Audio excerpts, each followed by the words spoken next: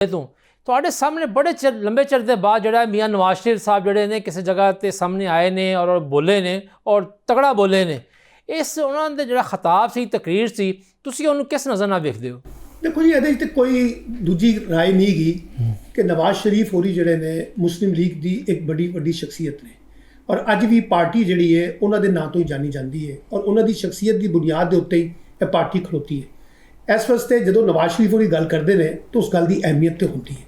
हुण यकीनी तौर पर उन्होंने जो कुछ होया है फरवरी के बाद वो एक मायूसी की सियासत के शिकार ने और उन्होंने लगता है कि जो ख्वाब शायद उन्होंने दिखाए गए सी वो ख्वाब उस तरह से पूरे नहीं हो सके। अलबत्ता उन्होंने धी जिहड़ी है वो चीफ मिनिस्टर पंजाब बन गई है, भाई उन्होंने प्राइम मिनिस्टर है, लेकिन उसके बावजूद एक सियासी घुटन जिहड़ी है वो महसूस करते हैं। उसका इजहार वो वक्तन फवक्तन करते भी रहते हैं। ऐतकी जो उन्होंने कहा ना कि जनरल बाजवा का जनरल फैज़ का एहतसाब भी होना चाहिए है, तो एहतसाब तो फिर शहबाज शरीफ होरां दा भी होना चाहिए ना, क्योंकि जो डील हुई जिहड़ी गल मुक्की उहदे विच ते शहबाज शरीफ भी शामिल ने। वो किस तरह कहते हो कि शहबाज शरीफ होरी शामिल नहीं, खुद नवाज शरीफ होरी भी शामिल ने। नवाज शरीफ होरां ने उन 27वीं तरमीम के उत्ते जिस तरह आके वोट पाया है एक ही रिफ्लैक्ट करता है, रिफ्लैक्ट यही करता है कि वह भी उस खेड का हिस्सा ने। इस वास्ते पाकिस्तान की सियासत के जो कुछ हो रहा है रिजवान आसिफ साहब इस भावें पीपल पार्टी होवे ते भावें मुस्लिम लीग नून होवे, भावें PTI होवे या दीगर जमातां होन, ये सारियां हिस्सेदार ने ना इस खराबी की, जिस खराबी का जिक्र हो रहा है। और जनरल बाजवा उन्हां नाल भी तो मामलात और जनरल फैज़ उन्हां नाल मामलात भी तो मुस्लिम लीग नून की क्यादत करती रही है। इस वास्ते मैं समझदा वां कि नवाज शरीफ होरी माजी तो बाहर निकलन। अज जिहड़ी गल है उन्होंने भाई प्राइम मिनिस्टर ने, धी उन्होंने चीफ मिनिस्टर है, वो वे फॉरवर्ड लभन, यानी कोई अगली गल करन कि जी किस तरीके नाल इस मुल्क का क्राइसिस जिहड़ा है बुरान जिहड़ा है वो कटे। इस वक्त देखो ना सियासी अफरा तफरी है, माशी अबतरी है, सिक्योरिटी के हालात बड़े भैड़े ने, गवर्नेंस के हालात बड़े भैड़े ने। ਇਹਦੇ ਵਿੱਚ ਉਹ ਕੀ ਲਾਇਮਲ ਇਖਤਿਆਰ ਕਰਨ ਸਿਵਾਏ ਇਹ ਕਹਿਣਾ ਕਿ ਜੀ ਮੈਂ ਮਾਜ਼ੀ 'ਚ ਬੜਾ ਕੰਮ ਕਰ ਦਿੱਤਾ, ਉਹ ਯਕੀਨੀ ਤੌਰ ਤੇ ਕੀਤਾ ਹੋਏਗਾ। ਲੇਕਿਨ ਹੁਣ ਅੱਜ ਦੇ ਦੌਰ ਦੇ ਵਿੱਚ ਜਿਸ ਤਰੀਕੇ ਦਾ ਮੁਲਕ ਚਲਾਇਆ ਜਾ ਰਿਹਾ ਹੈ, क्या यह मुल्क इस तरह चल सकता है? जिस तरह अदालती निज़ाम चल रहा है क्या इस तरह अदालती निज़ाम चलता है? जिस तरह मीडिया चलाया जा रहा है क्या मीडिया इस तरह चलता है? क्या इस तरह हुकूमत चलती है? क्या इस तरह सिक्योरिटी के हालात ठीक हो सकते हैं जो हिंदुस्तान तो अफगानिस्तान साढ़े पिछे पे ने? तो मैं समझना वा कि नवाज शरीफ होरां नूं जरा वड्डी गल करनी चाहिए और जिहड़ा पोलिटिकल सियासी हल है वो तलाश करन दे विच अगर वो मामलत करन तो ज़्यादा बेहतर होएगा, ताकि उन्हां दी मायूसी जिहड़ी है वो नज़र ना आवे। एक मुस्बत सियासत का पहलू जिहड़ा है उन्हां तो रिफ्लैक्ट होना चाहिए। बिल्कुल सही कह रहे हो जवाद साहब। तुसीं मियाँ नवाज शरीफ साहब दी जिहड़ा है अचानक मंजर आम ते आना, बड़ी अहम गुफ्तगू करना, तुसीं की वेख रहे हो कि नवाज शरीफ साहब जिहड़े ने हुण बैक बेंचेस छड़ के दोबारा फ्रंट ते आ गए ने? मैं नहीं समझदा कि वो फ्रंट पे नहीं सन, या मैं समझदा नहीं है कि वो फ्रंट पे आ रहे ने, बल्कि जिस तरह मेरे भाई सलमान आबद कह रहे हैं कि मुस्लिम लीग नून का मतलब ही नवाज है, उसको बगैर कोई चल ही नहीं सकती और नून तो हिस्सा उस चीज़ का, लिहाजा वो रहेगा। हाँ, एक मौका ऐसा सी ज़मीनी इंतखाबात सन और इलैक्शन के विच उन्होंने वो लोग भी जित गया जिसके बारे में उन्होंने हैरानी भी सी कि हाईकोर्ट के अंदर किस तरह बाबर नवाज जीत जाएगा होगा यूपी एरिया। तो लिहाजा एक खुशी का मौका सी और खुशी के मौके पर तीर गाड़ी के लिए वो अपा जी की उंगली फड़ के ले आई है कि आओ कायदे मोहतरम सदर साहब तुसी इन्हों जितना ने मिलो भी और नाल जरा हौसला भी बताओ और नाल जिहड़ा है वो पूरी कौम में खिताब भी करो, और उन्होंने किया। हाँ, यह जी अगली गल है ना कि नवाज शरीफ साहब का माजी की गल करना और एहतसाब का जिक्र करना गल तो फिर 47 से शुरू होना पड़ेगा। और मेरा ख्याल है मेरे और सलमान आबद तो पहले जो राणा सनाउल्लाह साहब ने वो नाल भी बैठे मियाँ नवाज शरीफ साहब ने, लेकिन अगले ही दिन एक चैनल पे गुफ्तगू भी कर रहे सन कि असी विचकार ही फसे रहना है, माजी जी फसे रहना है या असी अगे भी निकलना है। मेरा ख्याल है कि उन्होंने बड़े करीबी और जिहड़े ने वो एतमाद वाले साथी ने राणा सनाउल्लाह साहब उन्होंने मियाँ नवाज शरीफ साहब की गल का जवाब आप ही दे छड़िया कि असी अगर पिछले मझदार दे विच ही रहांगे और पिछले पासे घूमते रहांगे और उन्होंने वफाक सन कि असी घूमते रहांगे इकतसादी मामले दे विच माजी दे विच ते फिर अगे नहीं जाया जाना था। मसाइल बहुत ज्यादा ने, उन्हों का हल करना है।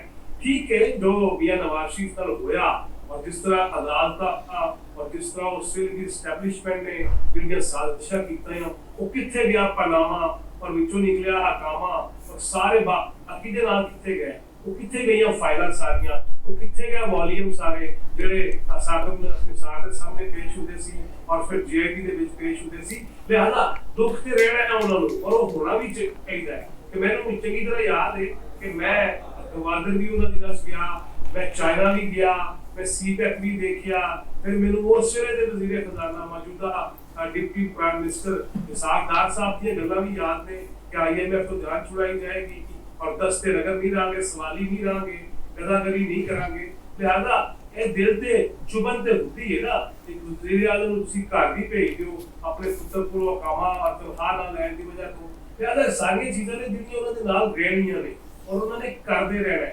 अगर असल इशू वही है कि क्या पिछे नूं टुरना है या अगे नूं टुरना। मैं समझदा वां कि अगे नूं जाण दी लोड़ है, उनकी मामलात बेहतर करने चाहिए ने, मुआशी तौर पर भी, इखलाकी तौर पर भी, मुआशरती तौर पर भी, और मुआशरे जिहड़ी अनी पै रही है ना एक दूजे नूं तू कहण दी। और अफसोस मैनूं यह है कि साडे यू दा मतलब तुम समझ लिया गया, तू समझ लिया गया है। हालांकि आप भी हो सकदा सी, लिहाजा असीं तू तो आप ते वापस आना है, ਉਹਦੇ ਵਾਸਤੇ ਸਾਨੂੰ ਕੰਮ ਕਰਨ ਦੀ ਲੋੜ ਹੈ।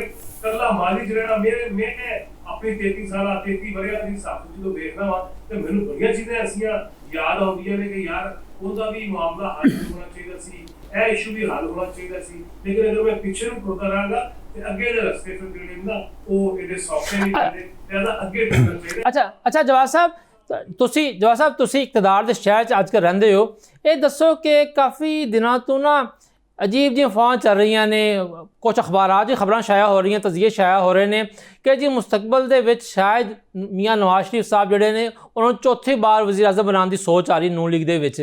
ਕੋਈ ਹੈ ਐਸੀ ਗੱਲ ਜਾਂ ਸਿਰਫ ਇਹ ਕਿਆਸ ਲਾਈਆਂ ਨੇ? देखो जी, मेरा नहीं ख्याल कि फौरी तौर पर कोई ऐसी चीज़ है वे, लेकिन क्योंकि नवाज शरीफ साहब के इर्द गिर्द ही नून लीग घूमती है, उन्होंने बहुत ज़्यादा ऐसे के लोग ਜਿਹੜੇ ਕਰੀਬੀ ਸਨ ਜਿਨ੍ਹਾਂ ਸਜ਼ਾਵਾਂ ਵੀ ਹਾਸਿਲ ਕੀਤੀਆਂ ਔਰ ਉਹਨਾਂ ਨੇ ਬਹੁਤ ਅੱਗੇ ਵੱਧ ਕੇ ਕਦਮ ਦੇ ਨਾਲ ਕਦਮ ਮਿਲਾ ਕੇ ਉਹਨਾਂ ਦੀ ਗੈਰ ਮੌਜੂਦਗੀ ਦੇ ਵਿੱਚ ਕਿਰਦਾਰ ਅਦਾ ਕੀਤਾ।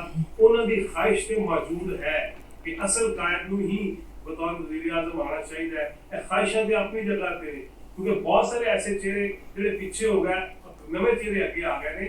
ਇਹ ਜਮਾਤ ਦੇ ਅੰਦਰ ਮਾਮਲਾ ਤੇ ਮੌਜੂਦ थे, लेकिन मैनू नहीं लग रहा कि फौरी तौर पर कोई इस वाली चीज़ हो जाएगी। हाँ उहदे वर्किंग ते कही जा सकती है कि हर मौके पर उहदे गलबात जरूर अंदरूनी खातियां होती है, लेकिन मेरा नहीं ख्याल कि कल अनाउंस हो जाएगा और परसों वज़ीर आज़म बन जाएंगे। धी उन्होंने वज़ीर आज़म माशाअल्लाह वो क़यादत करन जिहड़ी गल है कि वो भाई दी भी जिहड़ा उहनूं मशवरे देन, बेटी नूं भी मशवरे देन ते मुल्क नूं अगे लैके चलन। बसीरत ते यही कहती है और बसारत भी यही कहती है। सलमान साहब ये दसो कि जैसा जवाद साहब फरमा रहे हैं कि हजे कोई ऐसा फौरी चांस नज़र नहीं आ रहा, लेकिन जिस तरह सोशल मीडिया ते बाज़ कौमी अखबारात दे विच गल्लां हो रही ने और बड़ियां दस्सण वाले तो बड़ा जनाब पक्की करके दसदे पे ने, लेकिन क्या अजीब जी गल नहीं होएगी कि जनाब नून लीग फिर अपने घर के अंदर ही जिहड़ी घुम्मण घेरियां वारियां लई जा रही है? देखो पाकिस्तान की जिहड़ी सियासत है वो तो खानदानी पस मंजर के अंदर ही घूमती ना, ਇਹਦੀ तो कोई दो राय नहीं गया। ਤੁਸੀਂ ਹੁਣ ਜ਼ਿਮਨੀ इंतखाबात भी वेख लिया, सारे रिश्तेदारों ਨੂੰ ਅਕਾਮੋਡੇਟ ਕੀਤਾ ਗਿਆ ਦੋਵੇਂ ਪਾਰਟੀਆਂ ਨੇ। यानी PTI ने भी ਜਿਹੜੀ ਹੈ ਉਮਰ ਅਯੂਬ ਦੀ ਜਗ੍ਹਾ ਆਪਣੀ ਉਹਦੀ ਬੁੱਢੀ ਜਿਹੜੀ ਹੈ ਉਹਨੂੰ ਟਿਕਟ ਜਾਰੀ ਕੀਤਾ ਤੇ ਇਸ ਵਕਤ ਇਹ ਤੇ ਚੱਲਦਾ ਹੈ। ਲੇਕਿਨ ਜਿਹੜੀ ਗੱਲ ਹੈ ਨਾ ਜੀ ਇਸਲਾਮਾਬਾਦ ਦੇ ਵਿੱਚ ਹਵਾਵਾਂ ਚੱਲ ਰਹੀਆਂ ਨੇ ਤੇ ਇੱਕ ਖਬਰਾਂ ਚੱਲਦੀਆਂ ਪਈਆਂ ਨੇ ਕਿ ਜੀ ਸ਼ਾਇਦ ਕੋਈ ਤਬਦੀਲੀ ਆ ਰਹੀ ਹੈ। ਸ਼ਹਿਬਾਜ਼ ਸ਼ਰੀਫ ਤੋਂ ਜ਼ਿਆਦਾ ਵਫਾਦਾਰ ਲਾਇਲ ਜਿਹੜਾ ਬੰਦਾ ਹੈ ਉਹ ਇਸਟੈਬਲਿਸ਼ਮੈਂਟ ਨੂੰ ਕਿੱਥੇ ਮਿਲੇਗਾ? ਉਹਨੇ ਤਾਂ ਉਹ ਮੁਜ਼ਾਮਤ ਨਹੀਂ ਕੀਤੀ ਜਿਸ ਤਰ੍ਹਾਂ ਨਵਾਜ਼ ਸ਼ਰੀਫ ਹੋਰੀ ਆਪਣੇ ਦੌਰ ਦੇ ਅੰਦਰ ਉਸ ਤਰ੍ਹਾਂ ਦੀ ਮੁਜ਼ਾਮਤ ਕਰਦੇ ਨੇ। ਉਹਨਾਂ ਦਾ ਇਸਟੈਬਲਿਸ਼ਮੈਂਟ ਨਾਲ ਟਕਰਾਓ ਪੈਦਾ ਹੋ ਜਾਂਦਾ ਹੈ, ਉਹਨਾਂ ਦਾ ਜੁਡੀਸ਼ੀ ਨਾਲ ਟਕਰਾਓ ਪੈਦਾ ਹੋ ਜਾਂਦਾ ਹੈ ਤੇ ਸ਼ਹਿਬਾਜ਼ ਸ਼ਰੀਫ ਤਾਂ ਇੱਕ ਫਰਮਾਬਰਦਾਰ ਬੱਚੇ ਦੀ ਤਰ੍ਹਾਂ ਕੰਮ ਕਰਦਾ ਪਿਆ। ਤੇ ਇਸ ਵਾਸਤੇ ਅਗਰ ਹਕੂਮਤ ਦੇ ਅੰਦਰ ਕੋਈ ਤਬਦੀਲੀ ਆਉਣੀ ਹੈ ਮੈਨੂੰ ਤਾਂ ਉਹਦਾ ਕੋਈ ਇਮਕਾਨ ਨਜ਼ਰ ਨਹੀਂ ਆਉਂਦਾ, ਪਹਿਲੀ ਗੱਲ। ਦੂਜੀ ਗੱਲ ਕੀਤੀ ਜਾ ਰਹੀ ਸੀ ਕਿ ਜਨਾਬ ਪੀਪਲ ਪਾਰਟੀ ਦਾ ਬਿਲਾਵਲ ਭੁੱਟੋ ਜਿਹੜਾ ਨਾ ਉਹ ਪ੍ਰਾਈਮ ਮਿਨਿਸਟਰ ਬਣ ਜਾਏਗਾ ਅਗਲੀ ਟਰਮ ਵਾਸਤੇ, ਇਹਨੇ ਅਗਲੇ ਜਿਹੜਾ ਬਾਕੀ ਟਰਮ ਰਹਿ ਗਈ ਹੈ ਉਹਦੇ ਵੀ ਮੈਨੂੰ ਕੋਈ ਚਾਂਸ ਨਜ਼ਰ ਨਹੀਂ ਆਉਂਦੇ। ਮੁਸਲਿਮ ਲੀਗ ਨੂਨ ਜਿਹੜੀ ਹੈ और शहबाज शरीफ उन्होंने अपनी गिरफ्त जी है बड़ी मजबूत कर ली है। तीजी गल चलती है रही कि जनाब मौसम नकवी के बुनियाद के उत्ते कि जनाब शायद कोई कौमी हुकूमत बनाने का मनसूबा है, कोई एक ऐसी टैक्नोक्रेट हुकूमत बन जाए जी अगे चले। वो हुण मौजूदा सूरत हाल दे विच भी वो बहुत मुश्किल नज़र आती पई है। नंबर गेम बदल गई है, नंबर गेम बदल गई है। इस वास्ते लगता है कि अगर ये सिस्टम चलना है तो ऐसी सियासी बंदोबस्त के नाल चलना है। अगर तब्दीली आनी है तो फिर सारा सियासी बंदोबस्त ही उल्टिया जाएगा, यानी फिर रहना नहीं गा। इस वास्ते फिलहाल तो जो नज़र आ रहा है कि अरेंजमेंट जोड़ा होया है ਇਹਨੂੰ ਲੈ ਕੇ ਅੱਗੇ ਚੱਲਣਾ ਹੀ ਇਸਟੈਬਲਿਸ਼ਮੈਂਟ ਦੇ ਮਫਾਦ ਦੇ ਵਿੱਚ ਵੀ ਹੈ ਔਰ ਹਕੂਮਤ ਦੇ ਮਫਾਦ ਦੇ ਵਿੱਚ ਵੀ ਹੈ ਔਰ ਇਤਿਹਾਦੀ ਜਮਾਤਾਂ ਦੇ ਮਫਾਦ ਦੇ ਵਿੱਚ ਵੀ ਹੈ, ਕਿਉਂਕਿ ਇਸ ਸਿਚੁਏਸ਼ਨ ਦੇ ਵਿੱਚ, ਇਸ ਸੂਰਤ-ਏ-ਹਾਲ ਦੇ ਵਿੱਚ ਕੋਈ ਮਜ਼ੀਦ ਜਿਹੜੀ ਮੁਹਿੰਮ ਜੋਈ ਹੈ ਨਾ ਜੀ, ਐਡਵੈਂਚਰ ਜਿਹੜਾ ਹੈ, ਉਹਦੀ ਗੁੰਜਾਇਸ਼ ਮੈਨੂੰ ਨਜ਼ਰ ਨਹੀਂ ਆਉਂਦੀ ਪਈ ਔਰ ਮੈਨੂੰ ਨਹੀਂ ਲੱਗਦਾ ਕਿ ਹੁਕੂਮਤ ਨੂੰ ਕੋਈ ਖਤਰਾ ਹੈ। ਅਲਬੱਤਾ ਇਹ ਜ਼ਰੂਰ ਹੈ, ਇਦਾਰਿਆਂ ਦੇ ਦਰਮਿਆਨ ਜਿਹੜੀ ਲੜਾਈ ਚੱਲਦੀ ਪਈ ਹੈ ਨਾ, ਤਣਾਅ ਚੱਲਦਾ ਪਿਆ, ਜੁਡੀਸ਼ਰੀ ਦੇ ਅੰਦਰ ਹੈ ਔਰ ਸਿਆਸੀ ਇਦਾਰਿਆਂ ਦੇ ਅੰਦਰ ਹੈ, ਪਾਰਲੀਮੈਂਟ ਦੇ ਅੰਦਰ ਹੈ। ਕੱਲ ਮੈਂ ਲਾਹੌਰ ਦੀ ਇੱਕ ਤਕਰੀਬ ਦੇ ਵਿੱਚ ਹੈਗਾ ਸੀ ਤਾਂ ਫਰਜ਼ਤੁੱਲਾ ਬਾਬਰ ਉਹਨਾਂ ਨੂੰ ਮੈਂ ਸੁਣਿਆ, ਉਹ ਆਪਣੀ ਫਰਸਟ੍ਰੇਸ਼ਨ ਜ਼ਾਹਿਰ ਕਰ ਰਹੇ ਸੀ, ਪਰਵੇਜ਼ ਰਸ਼ੀਦ ਹੋਰੀ ਜ਼ਾਹਿਰ ਕਰਦੇ ਪਏ ਸੀ।